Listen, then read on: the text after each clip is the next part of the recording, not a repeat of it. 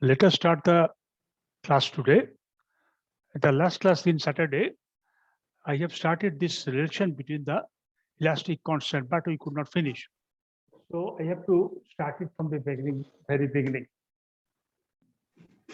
बात ये है, what are the different elastic constant first? One is, first of all, Poisson's ratio, which is mu, modulus of resistance, that is G, Young's modulus, that is E, and that is the bulk modulus, that is K. Forgotten that. We have to find, these are called elastic constants, elastic modulus, elastic constant, elastic moduli,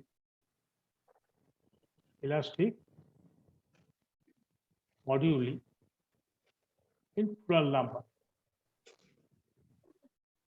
True of modulus.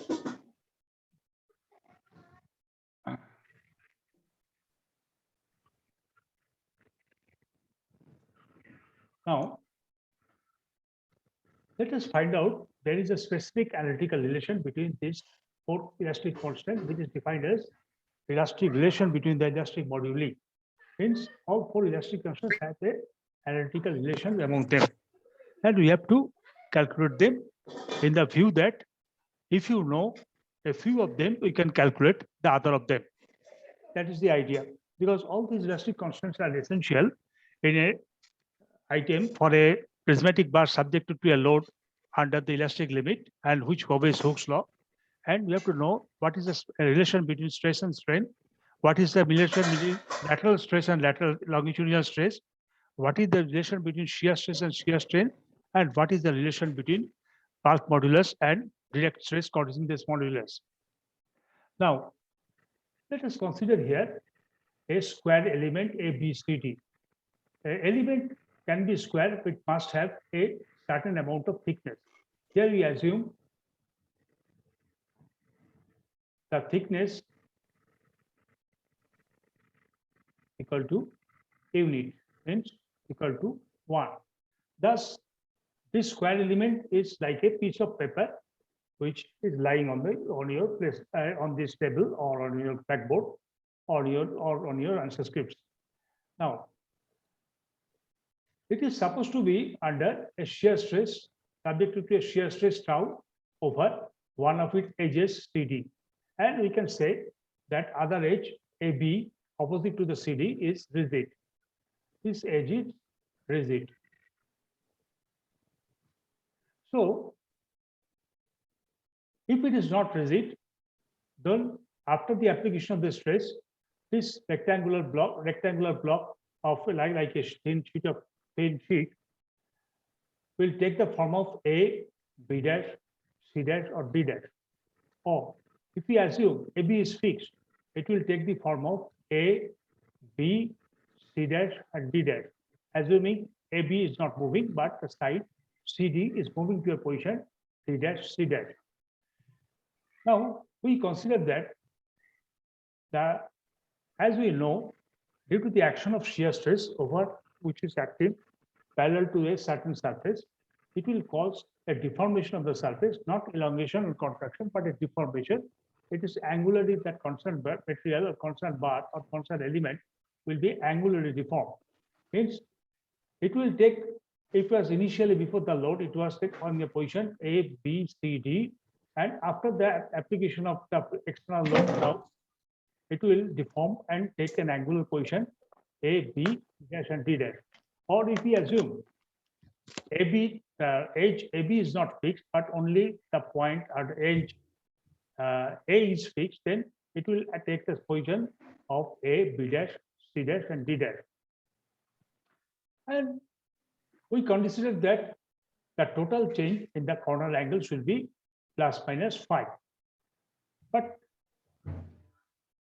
since the angle is extremely small, C dash, C dash means C dash and D dash and assumed to be arcs. But we think that instead of arcs, we are having a straight line here. But as it is extremely small, there is very little difference in the length of an arc of the same side and length of the straight line of same side. But we'll assume this is a straight line for the convenience of our lateral discussion. Now, again, I'm telling rectangle ABCD is taking now after the formation A, B, C dash and D dash itself. Now, what happens? The lateral strain of the diagonal AC, which is the diagonal AC is starting from here and here. We have another diagonal which is start from B to B. Let us consider the diagonal AD. Now, due to the deformation, the diagonal AC will take the form AC dash, as if AC dash is greater than AC. So it is elongated. So the lateral strain and diagonal can be approximated the difference between AC dash and AC divided by the original length AC. So EPSA, the diagonal strain, a linear strain on the diagonal will be given as EC dash divided by EC. EC dash is the difference between the length of these two diagonals. Initially it was AC, now it become AC dash. Thus we have increased from CE to C dash itself. Thus it has become EC dash divided by AC itself. Now, what is EC dash? EC dash is vertical from here to here. So we are having a rectangular rectangular angle.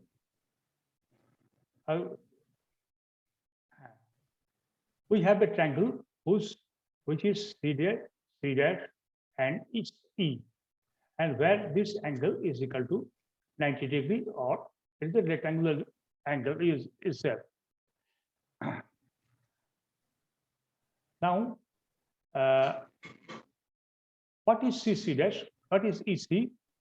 EC is the length of this side here, and EC and the this is the vertical. It is the hypotenuse, and this is the base. And EC, and what will be EC dash?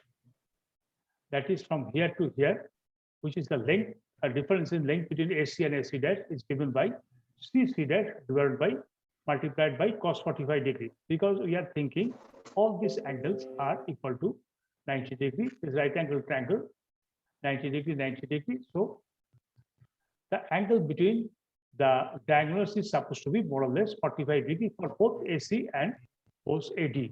And angle obtained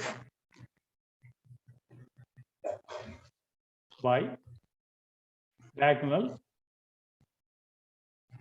AC and AC dash is equal to 45 degree. Both are equal, supposed to be, because the difference will be extremely small. So EC dash will be CC dash, the length, CC dash, the length of the hypotenuse multiplied by cos 45 degree, and AC, this is the length here, it is divided by, it will be AB.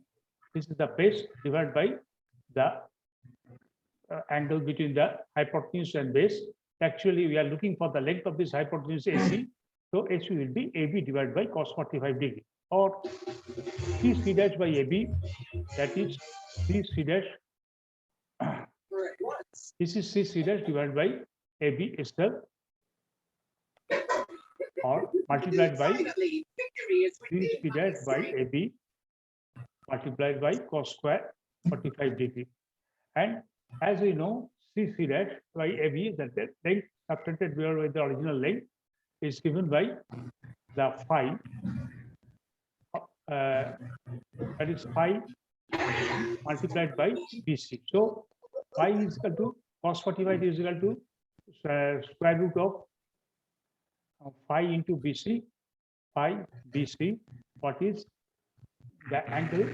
Phi is here and BC is the length here, and phi is equal to phi into BC divided by BC, as AB is equal to BC itself. So phi is equal to BC is the 60 dash multiplied by cos square 45 degree, and cos square 45 degree is equal to square root of 2 multiplied by 2, that is equal to half.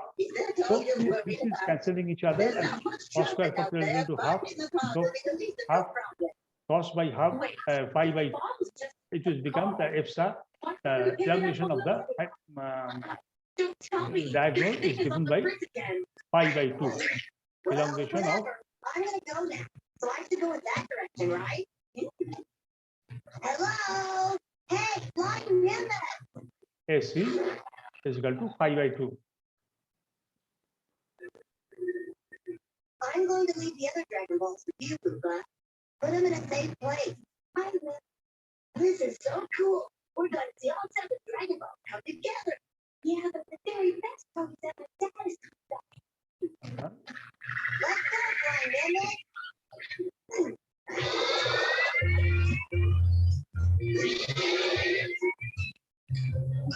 We'll be waiting.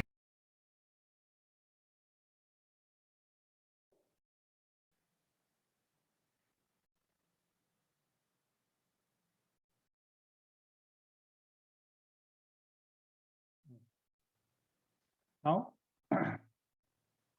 so elongation of the diagonal becomes phi by 2.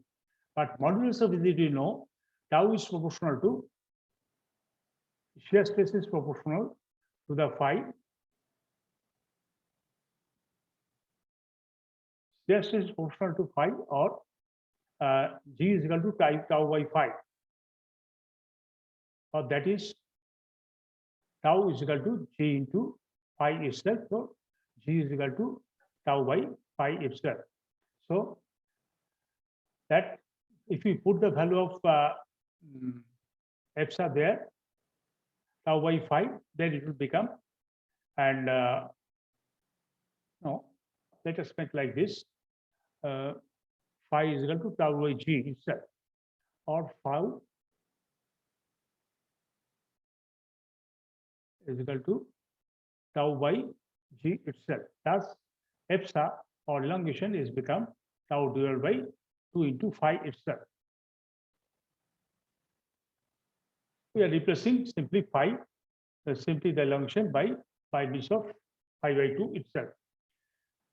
Now, it will be shown in figure that in a state of simple sphere on 2 perpendicular planes, the angle planes are 45 degrees subject to shear stress, magnitude equal to that of the shear stress. What is filled here? Say a rectangle, say a square of equal length is subjected to shear stress on 2 perpendicular distance like this. Then the planes at 45 degrees means the planes along the diagonals will subjected to tensile stress equal to tau.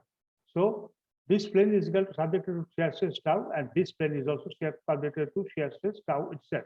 I will prove it in the latter part of this chapter itself. Now the plane AC and BD are subjected to tensile and compressive stresses, as if due to the distortion here, this portion AC is elongated and this portion BD is B dash is compressed. So and of their magnitude of elongation and magnitude of compression is same as equal to, it's same as there is no shear stress on this plane itself. These planes AC and BD are subjected to tensile and compressive stresses respective to each equal to tau in magnitude. So real strength in AC will be, in AC diagonal will be the longitudinal stress tau by E minus tau by E minus nu into tau by E. So longitudinal stress is minor, multiplied by the Poisson's ratio, and it is, as it is reducing in it is compressive in nature, it is seen as minus, and at this portion is also reducing in the same position. So this is also minus. These two minus मिलजुल कर एक plus होगा. So tau by E is equal to 1 plus nu. So EPSA is equal to 2E. Next, if we put the value of then tau by 2G, and the tau is equal to tau by E 2E. So this becomes, or this will become, both this tau will cancel each other, and this will become E into E is equal to 2G into 1 plus nu. Or at the same time, as we know, this is the relation between E, G, and nu. Next, as we know, the Young's modulus is equal to 3 into k, 1 minus tau into E. As if we are replaced it, we know what is tau. What is k is equal to rho by what is k is given here. P divided by epsilon V, that is k, and k will be equal to 3 into E after putting the value of sigma E, that is sigma y here, the stress here itself, and the volumetric strain, if we put the value of volumetric strain, this is equal to sigma 1 plus 2, 3 plus sigma 3 multiplied by 1 minus q, 2 into nu equal to into E itself. So for 3, if we use this equation, it will become 2 into k into 2 into nu. So there is a relation between E, k, and nu. So we have got these two relations. One is the relation between E, G, and nu, and one is relation between E, k, and nu. So if we replace the E, it will become 2 plus 2 into G plus 1 plus k, means this one, and 3 into k into 1 minus 2 nu. This equation relation relates to the elastic constant itself. In the above equation, nu is equal to E divided by 2G, and 1 plus nu is equal to 1 E divided by 2G, and 2 plus 2 nu is equal to E by 2G. So here what we are doing, and 1 minus V is E divided by 2K here. This is from the relation here. 1 minus T divided by 3K, so 1 minus 2 nu. And if we add these two equations here, this equation and this equation, this 2y will cancel each other, and this will become 3. 3 will become E multiplied by 1 by G and plus 1 by K itself, and 1 by 2K itself.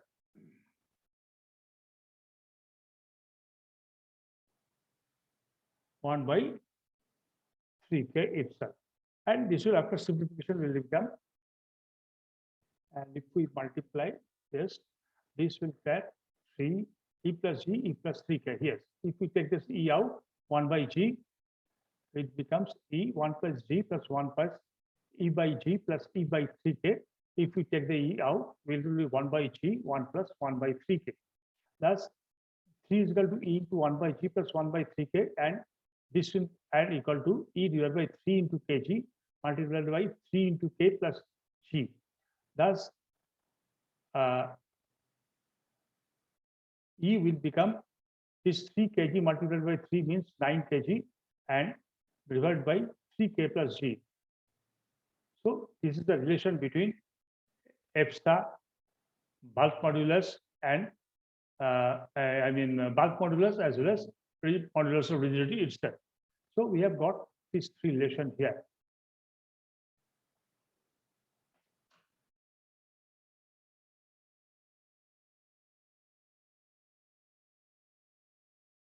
Let us go through a numerical problem. A bar of, just 1 second, please.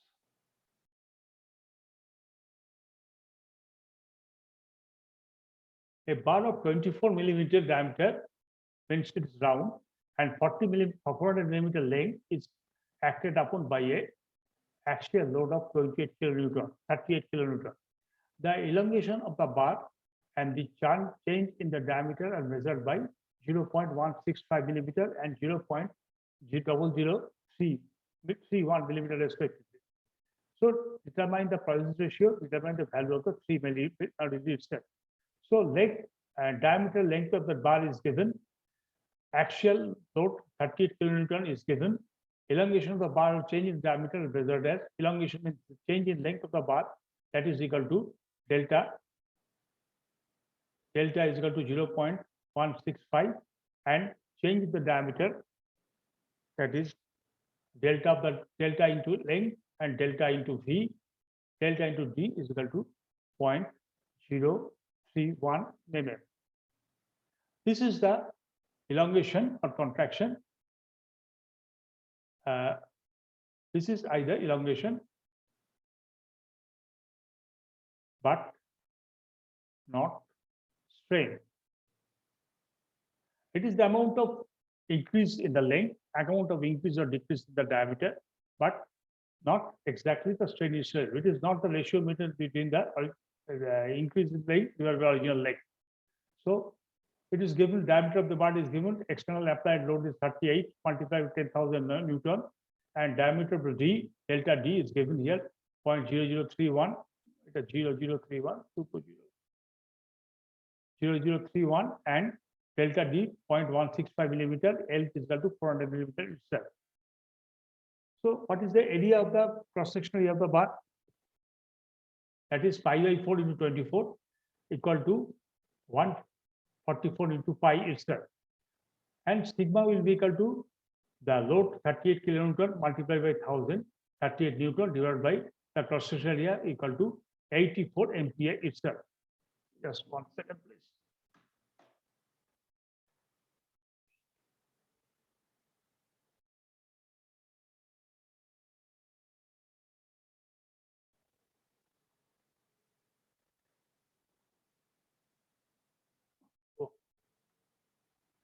Now determine the determination of the Poisson's ratio. The lateral strain is given as, we know the Poisson's ratio, lateral strain multiplied by the Poisson's ratio multiplied by the linear strain.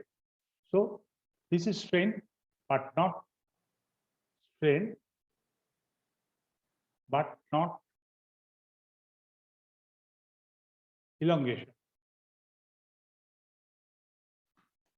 Now, just 1 second. And what is delta D? Delta is the lateral strain. Deformation in the lateral direction means deformation that along the diameter is equal to nu multiplied by the deformation in the or the strain in the longitudinal direction. Strain in the lateral direction, strain in the longitudinal direction multiplied by Poisson's ratio. So this become equal to like this. Strain in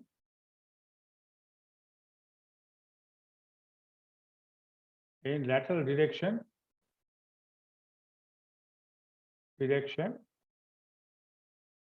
is equal to Poisson's ratio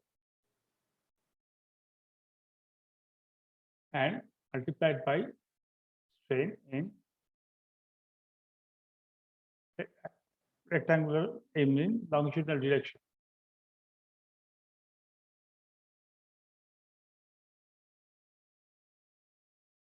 So we put both of them. This delta D by D is equal to nu delta L by L. So we know delta D, which is 0.0031. We know D, which is the diameter of the rod, which is given as 24 millimeter here. And here we know length, which is the change in length, that is 165 millimeter, that is 0.165 millimeter divided by the original length, that is length itself. So if you put them and calculate, you know the Poisson's ratio will become 0.313 itself. Now, determination of the three moduli. We know what is E, that is sigma divided by epsilon. Sigma by epsilon, or 84 divided by the change in length divided by the original length. So 84 divided by 0.6165 divided by 400 itself is equal to 203.636 milliampere. Thus, E will be equal to, say from the equation, E is equal to 2 into G plus 1 plus nu. We know E, we know nu. So that is also equal to 3 into K, 1 plus nu. So if we so thus also G is given as E divided by 2 by nu K, and put the value of E, which is already calculated now here, and put the value of nu, which is calculated here. So we'll get the value of modulus of rigidity is equal to 77.546 MPa, and K divided by E divided by 3 into 1 plus nu. We put the value of nu and put the value of E. It will give us the value of K, which is equal to 181.494 MPa.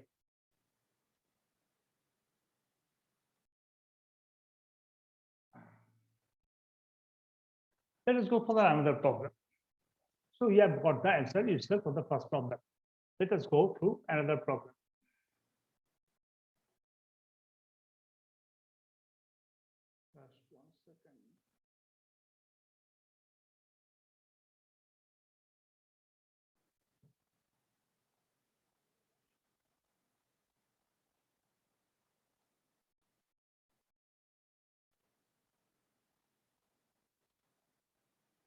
Next, a bar, the diameter is given as 12 millimeter, acted upon by an axial load 20 kilonewton itself. The change of diameter measured 0.003 millimeter. Determine Poisson's ratio again, modulus of stability and bulk modulus itself. So we are following the same procedure. We know the diameter D, 12 millimeter. We know the delta D, change in length of the diameter, that is given 0.003 millimeter. It is not the strain, but the deformation or deflection. P is the axial load 2 into 10 power 1000 Newton divided by G, 80 GPa itself. Now we have to find Poisson ratio. First, and E and K. First, we have to calculate what is the cross-section area A, which is given as pi by 4 multiplied by the diameter, whole square for diameter to the power 2, which is become 36.5. And we have to find the stress, which is the external load, which is 20 kilonewton or 20 to 1000 Newton itself, divided by the cross-section area, that is 36.5, is 176.84 MPa. Determination of the Poisson's ratio is the lateral strain is equal to nu into lateral strain. So we have to, what is the lateral strain? Delta D divided by D multiplied by nu into F star. Or we know what is the delta D, that is 0.003 divided by 12, diameter of the tail 12, and nu into E and F star. We don't know F star and nu, so F star will be equal to 0.22 0.000025 divided by nu itself. Again, E is equal to 2G plus 1 plus nu.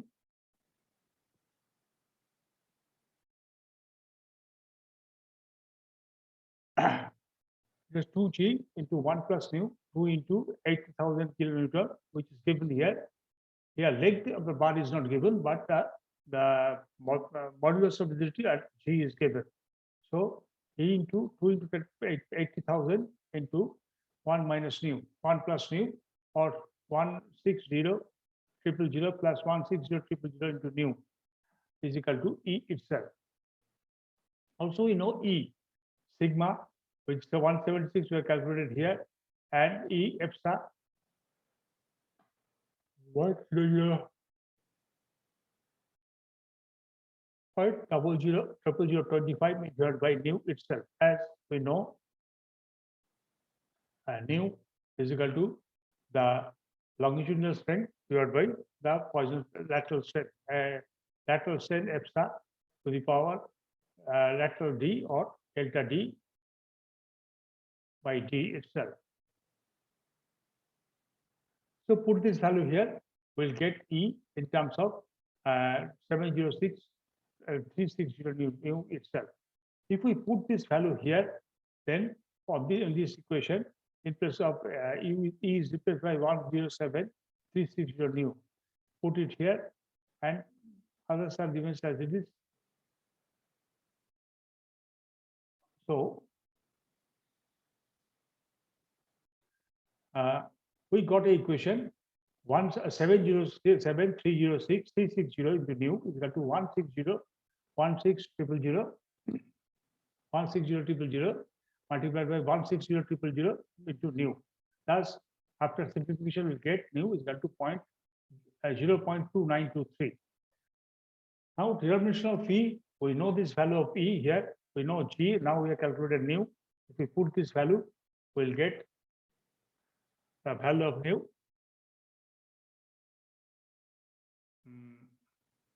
Or we can put the value of nu here, 707,360. So it will become nu 0.02923. Okay, is given as E divided by 3 into 2 into nu, where we have just calculated E and we have calculated nu. We put them together here and you will get the value of K, or bulk modulus is equal to 5.925. Well, with this, our chapter on stress and strain of first modulus is finished. Let us go for the second modulus, that is multiple stress and strain.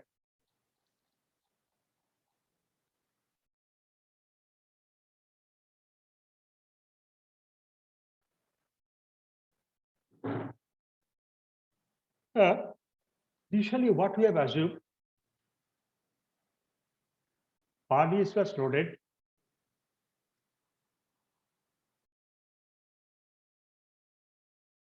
bar is bar is loaded only axially.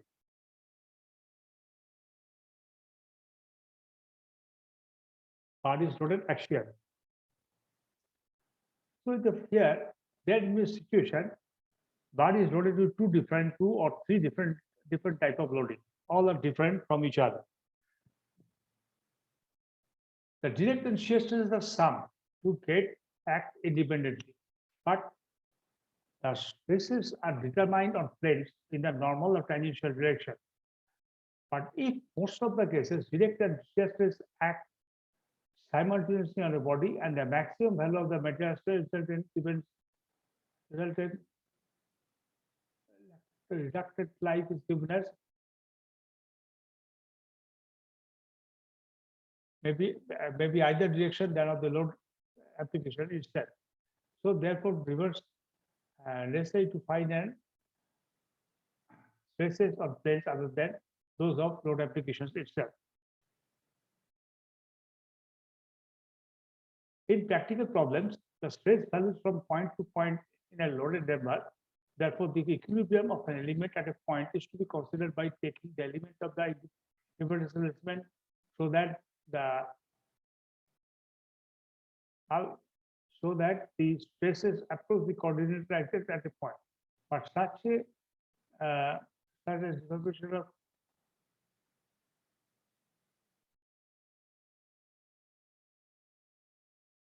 such as differential straightway can be considered as any contingent type of stresses where we assume uniformly distributed over the entire surface of the element being in sigma x4. The thickness of the element thus does not direct the results or convenience state may be taken as unity itself. So here we are again considering that our constant bars are equal to thickness is equal to unity. They are of like a piece of paper itself. So what we are going to do while analyzing a stress system, the general convention you have to follow. A tensile stress is always positive, a compressive stress is always negative. So in order to go through the stress analysis for a compound stress and bar, you have to find out first what is the convention. The stress analysis should be positive and strain analysis has to be negative itself. A pure shear stress in practical part, parallel bars forms a clockwise point in at a relation of constant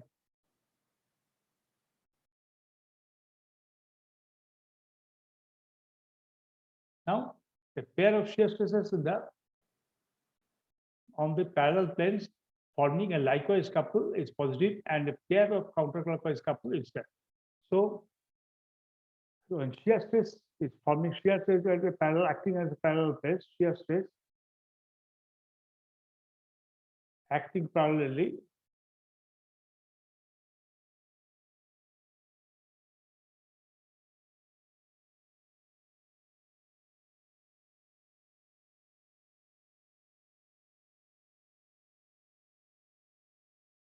clockwise angle taken as positive and counterclockwise angle negative. So sign compression is shear is a tensile stress positive, compressive stress negative, and if the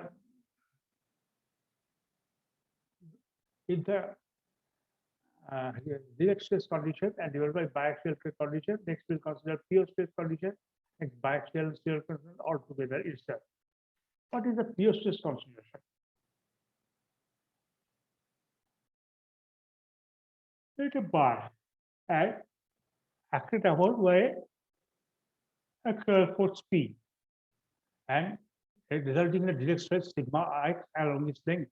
So what we have this bar here due to the action of external float P, it is subject to shear rectangular stress sigma C.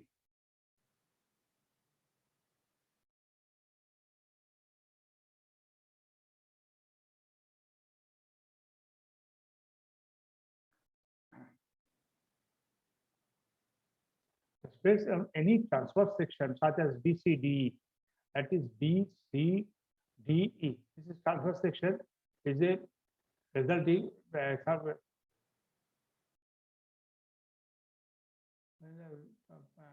proportional. The stress on a transverse section such as BCDE will have a pure normal stress along on it. The stress acting on the orbital plane ABCD, which is an angle ABCD, induce an angle 30 induce an angle 30 theta here, which can be used as a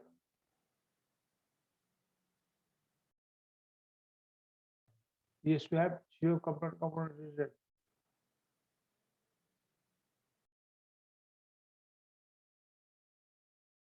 Now, normal components known as direct stresses and direct stress component are tangential component known as direct shear stress component. So, normal component and tangential component. There are two types of components are resulted due to the action of external force over this cross-sectional area. Also, on a inclined plane, ACDF.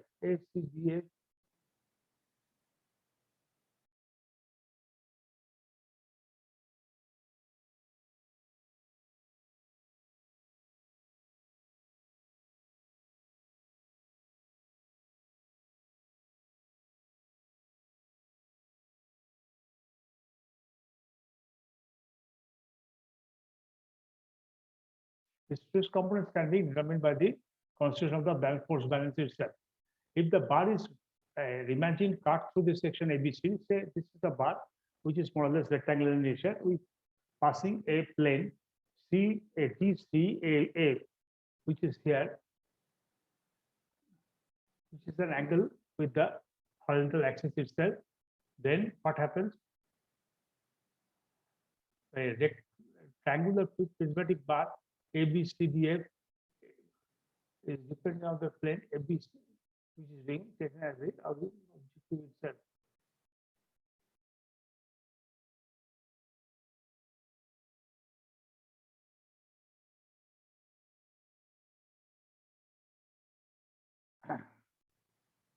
Now, each portion of the bar is also in equilibrium under the action of force due to the stress developed there. For convenience, a triangular prismatic element like this, A, B, C, D, E, F, A, B, C, and D, E, F, A, B, C, D, E, F. Triangular prismatic element like this. Each portion, if the bar is merged through the section ADSTF, each portion of the bar is also into application under the action of forces and due to the result.